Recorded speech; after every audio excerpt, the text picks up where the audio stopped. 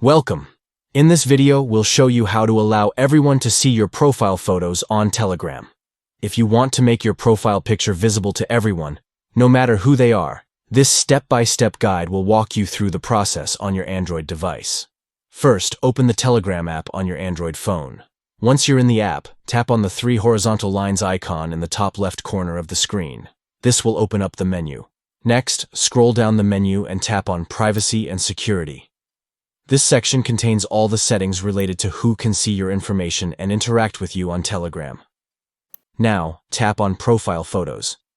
This is where you can manage who has access to view your profile picture. By default, Telegram may limit your profile photo visibility to your contacts or selected users, but we want to change that. Under the Who Can See My Profile Photos section, you'll see several options. To make your profile photo visible to everyone, select the Everybody option. This will allow anyone, even people who are not in your contact list, to view your profile picture. Finally, don't forget to confirm your choice. Tap the check icon in the top right corner to save your settings. And that's it. Your profile photo is now visible to everyone on Telegram. That's all for today.